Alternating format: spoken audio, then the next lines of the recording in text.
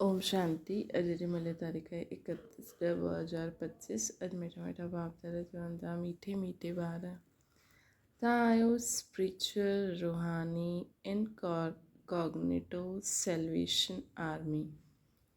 तव्हांखे सॼी दुनिया खे सैल्वेज करणो आहे। डूबे हुए बेड़े खे पार लॻाइणो आहे। तव्हांखे सॼी दुनिया खे सैल्वेज करणो आहे। डूबे हुए बेड़े खे पार लॻाइणो आहे। प्रश्न: संगम ते बाप कहिड़ी यूनिवर्सिटी खोलंदा आहिनि जो सॼे कल्प में न हूंदी आहे? उत्तर: राजाई प्राप्त करण जे लाइ पढ़ाई जी गॉडली फादरली यूनिवर्सिटी व कॉलेज संगम ते ई बाबा खोलंदा आहिनि। अहिड़ी यूनिवर्सिटी सॼे कल्प में न हूंदी आहे। हिन यूनिवर्सिटी में पढ़ाई पढ़ी करे तव्हां डबल सितार राजाउनि जो बि राजा ठहींदा आहियो। ओम शांति। मीठे मीठे रूहानी ॿारनि पहिरियों बाबा मीठे मीठे रूहानी ॿारनि सां पहिरियों बाबा पुछंदा आहिनि, हिते अची करे जॾहिं वेंदा आहियो त पंहिंजे खे आत्मा सम्झी करे बाप खे यादि कंदा आहियो? छो जे हिते तव्हांखे कोई धंधो दोरी मित्र संबंधी आदि बि न आहे। तव्हां इहे वीचार करे करे ईंदा आहियो की असां बेहद जे बाप सां मिलणु वेंदा आहियूं। केरु चईंदा आहिनि? आत्मा शरीर द्वारा चईंदी आहे। पालौकिक बाप इहे शरीर उधार ते वरितो अथई। इन सां सम्झाईंदा आहिनि इहे हिकु ई बार थींदो आहे जो बेहद जो बाप अची करे सिखलाईंदा आहिनि। पंहिंजे खे आत्मा सम्झी बाप खे यादि करण सां तव्हांजो बेड़ो पार आहे। हर हिक जो बेड़ो डूबल आहे न। जो जेतिरो पुरुषार्थ कंदो ओतिरो बेड़ो पार थींदो। ॻाईंदा बि आहिनि, हे मांजी मुंहिंजी पार मुंहिंजी नैया पार लॻायो, हे मांजी बेड़ी मुंहिंजी पार लॻायो। वास्तव में हर हिक खे पंहिंजे पुरुषार्थ सां पार वञिणो आहे। जीअं तैरणु सिखलाईंदा आहिनि पोइ सिखी वेंदा आहिनि त आपे ई तैरंदा आहिनि। उहे सभु आहिनि जिस्मानी ॻाल्हियूं। इहे रूहानी ॻाल्हियूं तव्हां ॼाणंदा आहियो। आत्मा कॾहिं कीचड़ में दुबनि में फसी वई। आत्मा हाणे कीचड़ अर्थात दुबनि में फसी वई आहे। कीचड़ जे दुबनि अर्थात दलदल में फसी वई आहे। कीचड़ जे दुबनि। हिन ते हिरण जो बि मिसाल ॾींदा आहिनि। पाणी सम्झी वेंदा आहिनि परंतु उहो हूंदो आहे कीचड़ त हुन में फसी पवंदो आहे। कॾहिं कॾहिं स्टीमर मोटर आदि बि कीचड़ में फसी वेंदा आहिनि। पोइ उन्हनि खे सैल्वेश कंदा आहिनि। उहो सभु सैल्वेशन आर्मी आहे। तव्हां आहियो रूहानी। तव्हां ॼाणंदा आहियो जॾहिं माया जे दुबनि में ॾाढा फसियल आहिनि। तव्हां ॼाणंदा आहियो सभु माया जे दुबनि में ॾाढा फसियल आहिनि। इन्हनि खे माया जो दुबनि चइबो आहे। बाबा अची करे सम्झाईंदा आहिनि इन्हनि सां तव्हां कीअं निकिरी सघंदा आहियो। उहे सैल्वेश कंदा आहिनि। उन में मदद खपे आदमियुनि खे आदमियुनि जी। हिते त पोइ आत्मा वञी करे दुबनि में फसियल आहे। बाबा रास्तो ॿुधाईंदा आहिनि। इन सां तव्हां कीअं निकिरी सघंदा आहियो। पोइ ॿियनि खे बि रास्तो ॿुधाए सघंदा आहियो।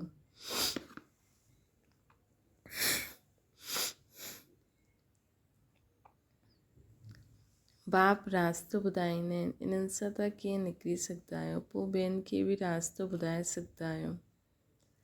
पंहिंजे खे ऐं ॿिए खे रास्तो ॿुधाइणो आहे की तव्हांजी नैया हिन विषय सागर सां खीर सागर में कीअं वञे, है न। सत्य खे चइबो आहे खीर अर्थात सुख जो सागर। इहा दुख जो सागर आहिनि। रावण दुख जे सागर में डूबंदा आहिनि। रावण दुख जे सागर में डुबो ईंदो आहे। बाप अची करे सुख जे सागर में वठी वेंदा आहिनि, है न। रावण दुख जे सागर में डुबो ईंदो आहे। बाप अची करे सुख जे सागर में वठी वेंदा आहिनि। कीअं वञे। पंहिंजे खे ऐं ॿियनि खे रास्तो ॿुधाइणो आहे की तव्हांजी नैया हिन विषय सागर सां खीर सागर में कीअं वञे। सत्य खीर सागर सुख जो सागर हूंदो आहे। तव्हांखे रूहानी सैल्वेशन आर्मी चइबो आहे न। तव्हां श्रीमत ते सभिनि खे रास्तो ॿुधाईंदा आहियो, हर हिक खे सम्झाईंदा आहियो। 2 बाप आहिनि, हिकु हद जो ॿियो ॿीहद जो। लौकिक बाप हूंदे हुए बि सभु पालौकिक बाप खे यादि कंदा आहिनि, परंतु उनखे ॼाणंदा बिल्कुलु न आहिनि। बाबा कोई ग्लानी न कंदा आहिनि, परंतु ड्रामा जो राज़ सम्झाईंदा आहिनि। इहे बि सम्झाइण जे लाइ ई चईंदा आहिनि कि हिन समय सभई मनुष्य मात्र 5 विकार रूपी दलदल में फसियल हुआ आसुरी संप्रदाय आहिनि। दैवी संप्रदाय खे आसुरी संप्रदाय वञी करे नमन कंदा आहिनि, छो जी उहा संपूर्ण निर्विकारी आहे न। सन्यासियुनि खे नमन कंदा आहिनि, उहे पोइ घर बार छॾे करे वेंदा आहिनि, पवित्र रहंदा आहिनि। हिन सन्यासी ऐं देवताउनि में राति ॾींहं जो फ़र्क़ु आहे, है न। त बाबा चवनि था कि आसुरी संप्रदाय दैवी संप्रदाय, ऐं पोइ बाबा चवनि था सन्यासी बि भले पवित्र हूंदा आहिनि, छो जी घर बार छॾे करे, लेकिन सन्यासी ऐं देवताउनि में त राति ॾींहं जो फ़र्क़ु हूंदो आहे। देवताउनि जो त जनम बि योग बल सां थींदो आहे। इन ॻाल्हियुनि खे कोई ॼाणंदो न आहे। सभु चईंदा आहिनि ईश्वर जी गत मत न्यारी आहे, ईश्वर जो अंत न पाए सघंदा आहियूं। सिर्फ़ु ईश्वर व भॻवानु चइण सां एतिरो लाभ न थींदो आहे। सभिनि सां सुठो अक्षर आहे बाप। मनुष्य ॿिए जे बाप खे न ॼाणंदा आहिनि त जीअं आर्फन आहिनि। मैगज़ीन में बि कढो मनुष्य छा कंदा आहिनि, भॻवानु छा चईंदा आहिनि, मनुष्य छा चईंदा आहिनि, भॻवानु छा चईंदा आहिनि। बाबा कोई गाली न ॾींदा आहिनि, ॿारनि खे सम्झाईंदा आहिनि, छो जी बाप त सभिनि खे ॼाणंदा आहिनि न। सम्झाइण लाइ चईंदा आहिनि कि हिन में आसुरी गुण आपस में लड़ंदा रहंदा आहिनि। हिते त लड़ण जी दरकार न आहे। ये कौरव अर्थात आसुरी संप्रदाय, ये दैवी संप्रदाय। बाप सम्झाईंदा आहिनि मनुष्य खे मुक्ति व जीवन मुक्ति जे लाइ राजयोग सिखलाए, ये थी न सघंदो आहे। हिन समय बाबा ई तव्हां आत्माउनि खे सिखलाइनि था, मनुष्य न सिखलाए सघंदा आहिनि। देह अभिमान देही अभिमानी में फ़र्क़ु ॾिसो केतिरो आहे। देह अभिमान सां त किरंदा आया आहियो। बाबा हिकु ई बार अची करे तव्हांखे देही अभिमानी ठाहींदा आहिनि। ईअं न कि तव्हां सतयुग में देह सां संबंध न रखंदव, उते इहे ज्ञान न रहंदो कि मां आत्मा परमपिता परमात्मा जी संतान आहे। इहा ज्ञान हाणे ई तव्हांखे मिलंदो आहे, जो प्राय लोप थी वेंदो आहे। तव्हां ही श्रीमत ते हली प्रालब्ध पाईंदा आहियो। बाबा ईंदा ई आहिनि राजयोग सिखलाइण। अहिड़ी पढ़ाई कोई हूंदी न आहे। डबल सिरताज राजायूं सतयुग में हूंदा आहिनि, पोइ सिंगल ताज वारा बि राजायूं, पोइ सिंगल ताज वारा जी राजाई बि आहे। हाणे उहा राजाई न आहे, प्रजा जो प्रजा ते राजे। तव्हां ॿार हाणे राजाई जे लाइ पढ़ंदा आहियो। गॉड फादरली यूनिवर्सिटी चइबो आहे न। तव्हांजो नाम बि लिखियलु आहे। उहो माण्हू भल नाम रखंदा आहिनि गीता पाठशाला। पढ़ाईंदो केरु आहे? श्री कृष्ण भॻवान वाचे चई ॾींदा आहिनि। श्री कृष्ण भॻवान वाचे चई ॾींदा आहिनि। हाणे श्री कृष्ण त पढ़ाए न सघे न, है न। श्री कृष्ण कीअं पढ़ाईंदो? श्री कृष्ण त ख़ुदि पाठशाला में वेंदो पढ़णु। प्रिंस प्रिंसेस कीअं स्कूल में वेंदा आहिनि, हुतां जी भाषा ई ॿी आहे। ईअं बि न कि संस्कृत में गीता ॻाई। हिते त अनेक भाषायूं आहिनि। जो जहिड़ो राजा हूंदो आहे उहो पंहिंजी भाषा हलाईंदो आहे। संस्कृत भाषा कोई राजाउनि जी न आहे। बाबा कोई संस्कृत न सिखलाईंदा आहिनि। बाबा त राजयोग सिखलाईंदा आहिनि सतयुग जे लाइ। बाबा चईंदा आहिनि काम मां शत्रु आहे, इन ते जीत पायो। प्रतिज्ञा कराईंदा आहिनि। हिते जो बि ईंदा आहिनि उन्हनि सां प्रतिज्ञा कराइबी आहे। काम ते जीत पाइण सां त जगत जीत ठाहींदो। इहो मुख्य विकार आहे। इहा हिंसा द्वापर खां हली ईंदी आहे, जंहिंसां वाम मार्ग शुरू थींदो आहे। देवताऊं कीअं वाम मार्ग में वेंदा आहिनि, उन्हनि जा मंदर बि ठहियल आहिनि। हुते ॾाढा छीछी चित्र ठाहिया आहिनि। बाक़ी वाममार्ग में कॾहिं कोई विया उन जी तिथि तारीख़ त आहे न। सिद्ध थींदो आहे कामचिता ते वेहण सां कारा थी वेंदा आहिनि, परंतु नाम रूप खे बदिले छॾींदा आहिनि न। नाम रूप त बदिली वेंदो आहे न। कामचिता ते चढ़ण सां आयरन जे ठही वेंदा आहिनि। हाणे त पंज तत्व बि तमो प्रधान आहिनि, जे करे शरीर बि ईअं तमो प्रधान ठहींदा आहिनि। जनम सां ई कोई कीअं पढ़ंदा आहिनि। हुते त हिकदमि सुंदर शरीर हूंदो आहे। हाणे त तमो प्रधान थियण जे कारण शरीर बि ईअं आहिनि। मनुष्य ईश्वर प्रभु आदि भिन्न भिन्न नाम सां यादि कंदा आहिनि, परंतु न वीचारनि खे पतो ई न आहे। आत्मा पंहिंजे बाप खे यादि कंदी आहे, हे बाबा अची करे शांती ॾियो। हिते त कर्मेंद्रियनि सां पाठ वॼाइनि था त शांती कीअं मिले। विश्व में शांती हुई जबकि लक्ष्मी नारायण जो राज्य हुयो, परंतु लाखों वर्ष जी आयु चई ॾींदा आहिनि त मनुष्य वीचारा कीअं सम्झनि। जॾहिं इन्हनि खे देवताउनि खे राज्य हुयो त हिकु राज्य हिकु धर्म हुयो, ॿियो कोई खंड में न चईंदा कि हिकु धर्म हिकु राज्य हुयो। हिते आत्मा मांगदी आहे हिकु राज्य हुजे। तव्हांजी आत्मा ॼाणदी आहे जो ॿिए कंहिं धर्म में कॾहिं बि हिकु राज्य हिकु धर्म न आहे। मतिलबु चाहे किथे बि आहिनि, ॿिया धर्म वारा बि आहिनि न। हिते त आत्मा मांगदी आहे कि हिकु राज्य थिए। तव्हांजी आत्मा ॼाणदी आहे हाणे असां हिकु राज्य स्थापना करूं था, उते सॼे विश्व जा मालिक असां रहंदासीं। बाबा असांखे सभु कुझु ॾेई छॾींदा आहिनि। कोई बि असांखां राजाई छीने न सघंदो। असां सॼे विश्व जा मालिक ठही वेंदासीं। विश्व में कोई सूक्ष्म वतन मूल वतन न ईंदो आहे। इहा सृष्टि जो चक्कर हिते ई फिरंदो रहंदो आहे। इन जो बाप जो रचयिता आहे उहो ई ॼाणे। ईअं न कि रचना रचंदा आहिनि। बाप ईंदा आहिनि संगम ते, पुराणी दुनिया सां नई दुनिया ठाहिण। दूर देश सां बाबा आया आहिनि। तव्हां ॼाणंदा आहियो नई दुनिया असांजे लाइ ठहे थी। बाबा असां आत्माउनि जो श्रृंगार करनि था। उन्हनि सां गॾु पोइ शरीरनि जो बि श्रृंगार थी वेंदो। आत्मा पवित्र थियण सां पोइ शरीर बि सतो प्रधान मिलंदो। सतो प्रधान तत्वनि सां शरीर ठहींदो। उन्हनि खे सतो प्रधान शरीर आहे न, नेचुरल ब्यूटी रहंदी। इन करे ॻायल बि आहे, रिलीजन इज़ माइट। हाणे माइट मिली किथां खां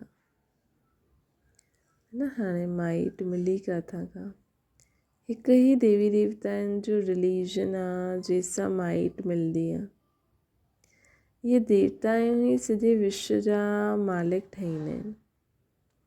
ॿियो कोई विश्व जो मालिक न ठही सघंदो आहे। तव्हांखे केतिरी माइट मिलंदी आहे लिखियलु आहे न, लिखियलु बि आहे। आदि सनातन देवी देवता धर्म जी स्थापना शिव बाबा ब्रह्मा द्वारा कराईंदा आहिनि। इहे ॻाल्हियूं दुनिया में कोई ॼाणंदा थोरी आहिनि। बाबा चईंदा आहिनि मां ब्राह्मण कुल स्थापना कंदो आहियां, पोइ उन्हनि खे सूर्यवंशी डिनाइस्टी में वठी वेंदो आहे। जो सुठी रीति पढ़ंदा आहिनि उहे पास थी सूर्यवंशी में वेंदा आहिनि। आहे सिधी ज्ञान जी ॻाल्हियूं।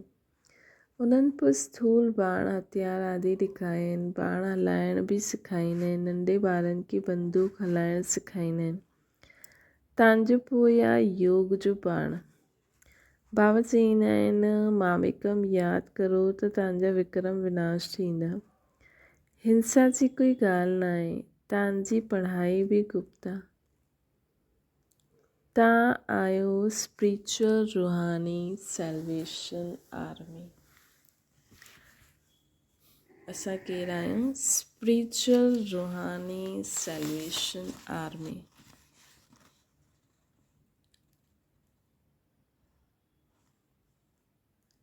तव्हां आहियो स्पिरिचुअल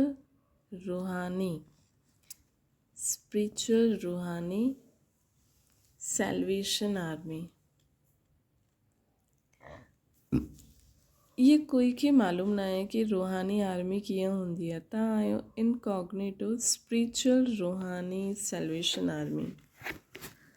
ये कोई खे मालूम ना आहे।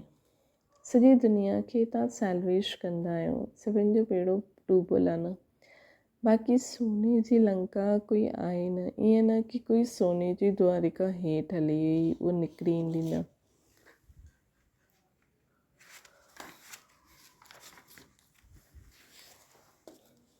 द्वारिका में भी हिननि जो राज्य हुयो, परंतु सतयुग में हुयो। सतयुग में राजाउनि जी ड्रेस ही अलॻि हूंदी, त्रेता जी अलॻि। भिन्न भिन्न ड्रेस, भिन्न भिन्न रस्म रिवाज हूंदो। हर हिकु राजा जी रस्म रिवाज पंहिंजी पंहिंजी हूंदी। सतयुग जो त नाम वठंदे ई दिलि ख़ुशि थी वेंदो आहे। चवंदा ई आहिनि स्वर्ग पैराडाइज़, परंतु मनुष्य कुझु बि ॼाणंदा न आहिनि। मुख्यतः आहे दिलवाड़ा मंदिर, हू बहु तव्हांजो यादगार आहे।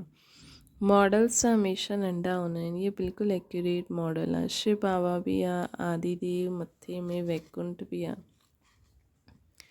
महावीर ही राजाई प्राप्त कंदा आहिनि। आत्मा में ताक़त कीअं ईंदी आहे, इहे बि तव्हां न सम्झंदा आहियो। इहे बि हाणे तव्हां सम्झंदा आहियो।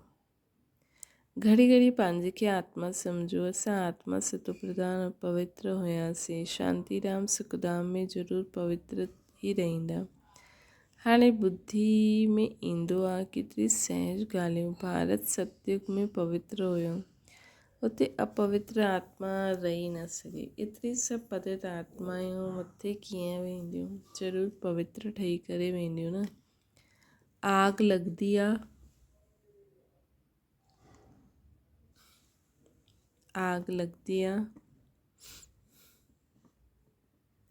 पोइ सभी आत्मायूं हली वेंदियूं, बाक़ी शरीर रहिजी वेंदा आहिनि।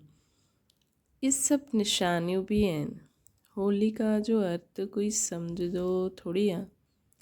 सॼी दुनिया हिन में स्वाहा थियणी आहे, है न। होलिका जो अर्थ कोई सम्झंदो न आहे। सॼी दुनिया हिन में स्वाहा थियणी आहे।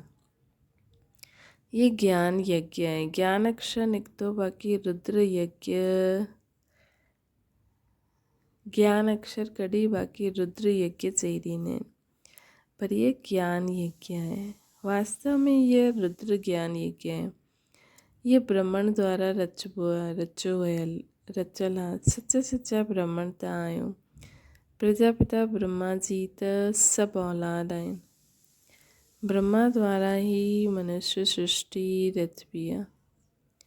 प्रजापिता ब्रह्मा जी त सभु औलाद आहिनि।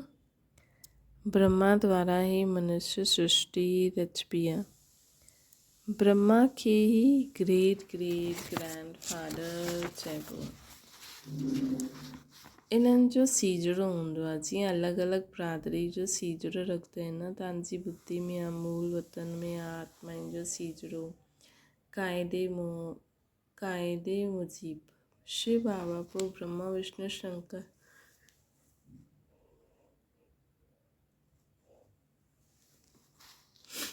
पोइ लक्ष्मी नारायण आदि सभु मनुष्य जा सीजड़ा आहिनि। अच्छा, मीठी मीठी सिकी लधी ॿारनि प्रति माता पिता बाप दादा जो यादि प्यार ऐं गुड मॉर्निंग। रूहानी बाप जी सभिनि रूहानी ॿारनि खे नमस्ते। असांजे बि रूहानी माता पिता बाप दादा खे यादि प्यार गुड मॉर्निंग ऐं नमस्ते।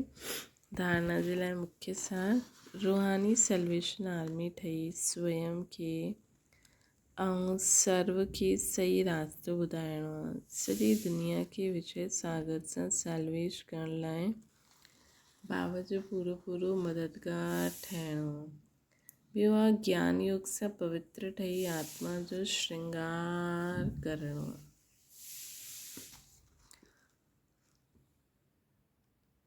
ज्ञान योग सां पवित्र ठही आत्मा जो श्रृंगार करणो आहे, शरीरनि जो न। आत्मा पवित्र ठहिण सां शरीर जो श्रृंगार सुठो थी वेंदो। वरदाना: किनारो करण जे बजाय हर पल बाप जो सहारो अनुभव करण वारा निश्चय बुद्धि विजयी ठहनि। विजयी भव जी वरदानी आत्मायूं हर पल स्वयं के सहारे जे हेठि अनुभव कंदियूं।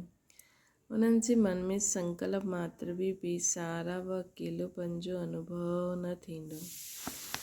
कॾहिं उदासी, कॾहिं या अल्पकाल जे हद जो वैराग्य न ईंदो। उहा कॾहिं कंहिं कार्य व समस्या व्यक्ति सां किनारो न कंदा, लेकिन हर कर्म कंदे हुए, सामनो कंदे हुए, सहयोगी ठहींदे हुए बेहद जी वैराग्य वृत्ति में रहंदा, है न। उहा कॾहिं कंहिं कार्य में, समस्या में व्यक्ति सां किनारो न कंदा, कॾहिं ख़ुदि खे अकेलो, बेसहारा, उदास, अल्पकाल जे हद जे वैराग्य में न ईंदा, लेकिन हर कर्म कंदे हुए, सामनो कंदे हुए, सहयोगी ठहींदे हुए बेहद जी वैराग्य वृत्ति में रहंदा। स्लोगन आहे, हिकु बाप जी कंपनी में रहो।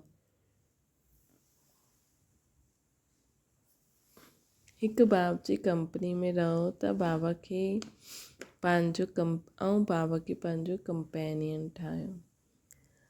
अव्यक्त इशारो दिव्य बुद्धि रूपी विमान द्वारा सभिनि खां ऊंची चोटी जी स्थिति में स्थित थी वञो। अव्यक्त वतनवासी ठही विश्व जी सर्व आत्माउनि जे प्रति शुभ भावना, श्रेष्ठ कामना जे सहयोग जी लहर फैलायो। शुभ भावना, श्रेष्ठ कामना जी सहयोग जी लहर फैलायो। योग जे प्रयोग द्वारा दुखी अशांत आत्माउनि खे शांति शक्ति जी प्रकाश ॾियो। योग जे प्रयोग द्वारा दुखी अशांत आत्माउनि खे शांति ऐं शक्ति जी प्रकाश ॾियो।